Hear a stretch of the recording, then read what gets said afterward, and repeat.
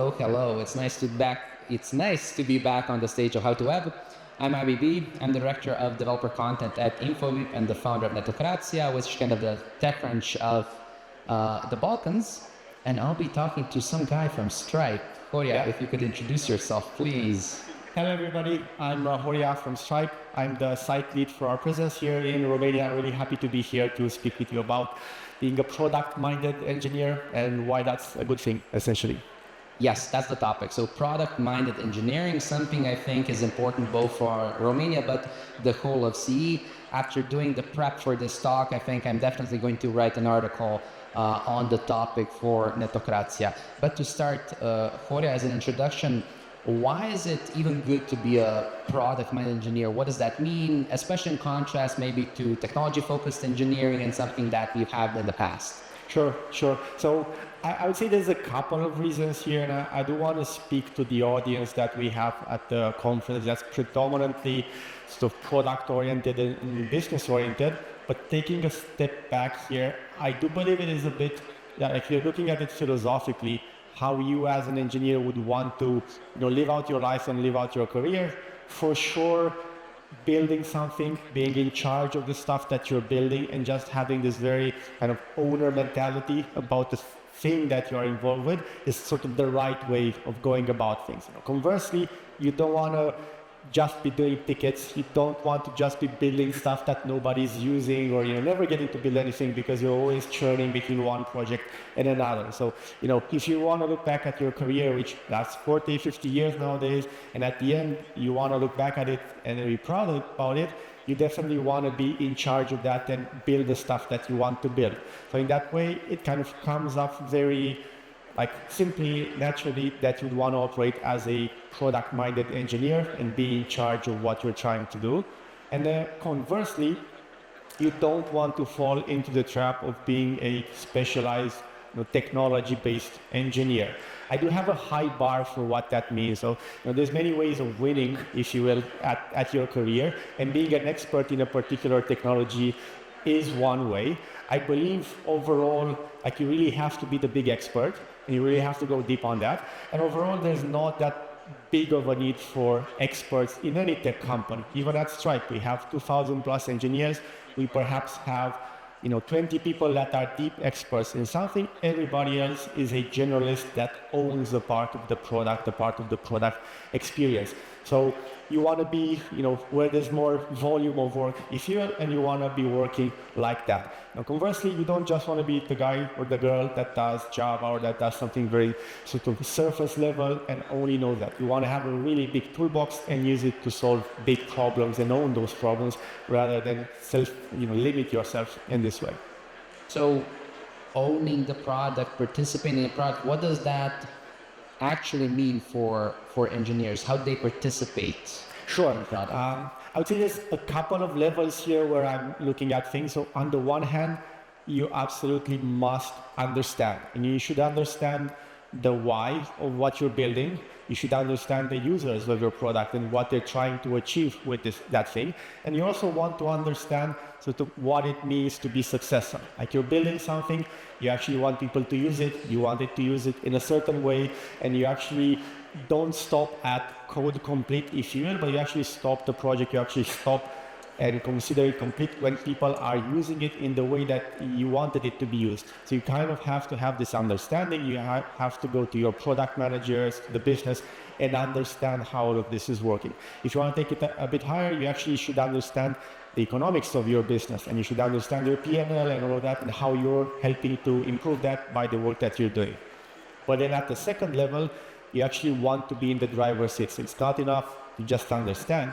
You want to go out there and propose features. You want to speak with your users directly and see where they're struggling and figure out how you can help them with the problems that they have. And you, at some point, want to be in like that prioritization discussion that happens in any company where you have this big chunk of work that everybody sort of thinks is useful, and then you whittle it down to just a bunch that you're actually going to be working on. You want to be there when that stuff is happening, and you want to have a say in that. Of course, depending on how advanced in your career, you might do more of the first and the latter, but if you are advanced in your career, if you're a senior engineer or something more, you definitely want to be that person that can make those decisions and that can have the authority to guide the product decision. And then you actually feel that, hey, I'm in the driver's seat of this thing. You're probably not going to be the only one, but you are going to be in that like very crowded driver's seat. So before my next question, just a quick poll of the audience. How many of you are engineers here? Just a show of hands.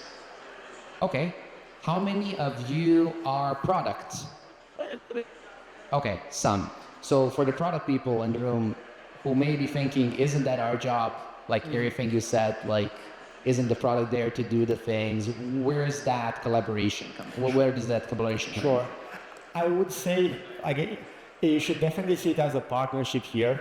I would say most product managers would be happy to have this sort of partnership because it is a really big and complex and difficult job to be a product manager. So if you can actually have partners in your engineers rather than just, people that execute your vision, that's much, much better. And, you're still getting the credit at the end of the day for the product work, but you have all of these helpers that are equally involved in this project. But then I want to draw the separation between sort of product management as an activity and product management as a function. Being a product-minded engineer is kind of doing the product management activity. You're not doing that job, but it has a lot more aspects to it, a bit more about strategy, a bit more about, like, as an engineer, you can perhaps speak with 10 users. Your product manager, you need to speak with 100 users, need to have a much more analytical approach to this stuff. So you're not necessarily doing the full job, you're doing a part of that job, but enough that you can be at the table as an equal or somebody that has a voice rather than just somebody who gets the news 2 weeks after that we're building this project or this other project. But I would say, in my experience, most product managers cherish working with product-minded engineers, and they don't feel threatened. Rather, they say, damn, like, my career is going to be supercharged because I'm working with this person, and my job's going to be that much easier, so I can focus on other stuff, bigger projects, more things to do. I don't have to be super, write specs that are massively detailed and that take up a lot of time, because the engineers kind of know what they're supposed to be doing because they're involved with the project. Interesting. And so obviously there are different types of products. Stripe is a B2B product. Yeah. There's a lot of B2C products like Photomath and Croatia and similar. Is there a difference with product-minded engineers as well, like B2B, B2C, and what is it? Absolutely. I would say it is easier to operate in the B2B environment. Is there the typical interaction, especially if you have bigger clients, is that you have feature lists, you have comparisons that you're doing with other competitors in the market. So it is a bit more, let's say, deterministic how this interaction is with your customers. So as an engineer, I can definitely feel it between what I'm doing right now at Stripe and how I was working before in a more B2C context, that now I can more legitimately have these opinions and drive the product direction. If you're in a B2C space, if you're in a very complex space with a lot of country by country variations, marketplace dynamics, etc., it is much harder to achieve this sort of thing, because even for the product managers, it is hard. You have to be 110% on it every day to understand this sort of behavior. So there, if you're wanting to become such a developer, it is a bit of a hack to orient yourself to B2B companies and start working there and build up that muscle before you can actually, let's say, graduate to B2C, where it's a much more difficult setup. But of course, you can always be informed, you can understand metrics, dynamics, etc., and go above and beyond just, I was given a task, I'm doing the task, and then I don't care about the side conversation. Yeah, and interesting enough, like, going into B2B product might be easier in Central Eastern Europe because it's more oriented to that. There's a lot more companies in that space. So that's all fine for engineers. What about companies? What about organizations? How should they think about, like, these product-minded engineers? How should they plan it out? Foster it maybe? I would say a big piece of advice for everybody, where they are an engineer, a engineering leader, or a product manager, or even the person in charge of the whole organization, is kind of first orient yourself if you are in the right place for this sort of stuff to happen. So let's say what I mean by right place. So something like a startup or scale up or a company that has traditionally done a lot of this product-led engineering, where you can actually, if you want to do this stuff, even if you're not doing it, people are going to help you to achieve that stuff. If you're not in such a place, if you're perhaps working very far away from the customers, if the domain is very complex and you have no hope of actually understanding it, you're working on rockets and you're not a rocket engineer, so it's not gonna work out.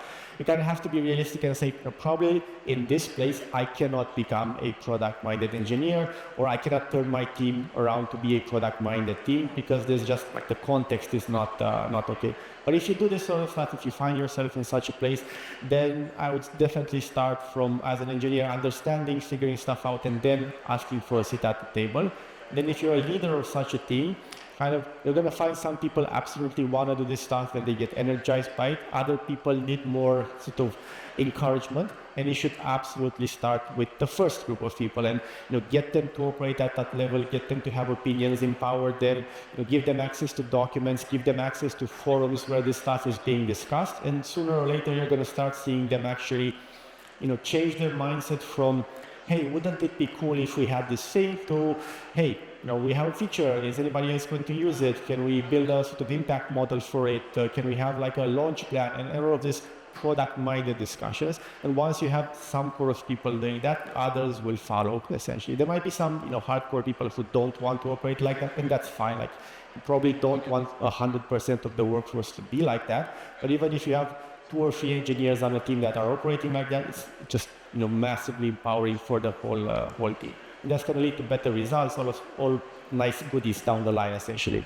Do you think that approach works for like company-wide initiatives, or is it something that people can foster in their own teams if they want to foster that mindset, or is there a difference between fostering the product-minded engineering mindset in a team versus a whole company, depending on the level? It is, you kind of have to orient yourself about it. There is some discussion that software is eating the world, which means every company is going to be a tech company or a software company at some point, which means everybody needs to operate in this way at some level.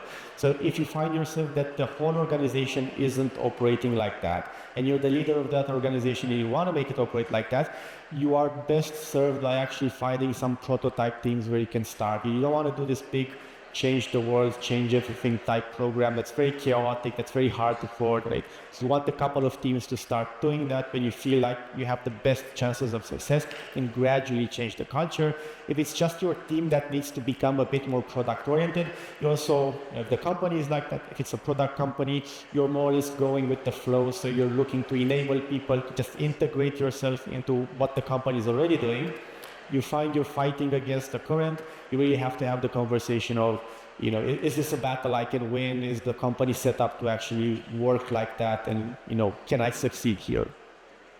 What do you think that makes Stripe an organization where like that mindset is fostered beyond just, again, having a product? Yeah, I would say it kind of, our founders are engineers, and that's a superpower because you get a lot of stuff, if you will, for free on the engineering side if your founders are engineers. Presumably, if you're a salesperson and your founder is a salesperson, you also have this nice conversation with them that they just get us because they know the domain.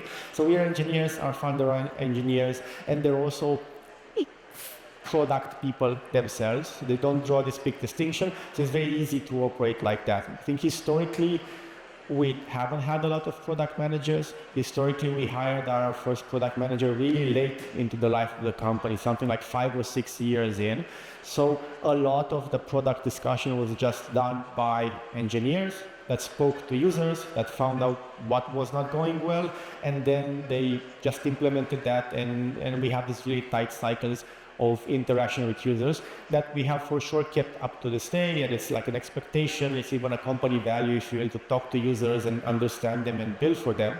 What's changed by having product managers, and it's perhaps to your point on, isn't this a competition? Product managers definitely allow you to go more into the strategic, more into the let's understand the whole market and where we should be, let's say 5 years from now. And sometimes also let's build something that the user doesn't even know they want, right? Because sometimes they want a faster horse, but sometimes what they really need is the car. And having product managers helps with that. It's less useful as an engineer to have this stuff. Like if you're doing that, you're already a product manager, and you should consider a job transition. Makes sense. Talking about like the Stripe being US based, what do you think is the difference currently between US and like Central Eastern European product and engineering culture? What should we be aware about? I would say there's this saying that I don't know exactly who said it, but it's very true that there is a lot of Steve Wozniaks in this region, not a lot of Steve Jobs. So it feels that there's many people that are technologists and they're kind of very much into technology, not so much into problem solving. Now, we do have the notion of product-minded engineer that's coming from the US. So it is a label for a concept that exists there. So it's not that there's 100% product-minded engineers, otherwise they just would not have the concept.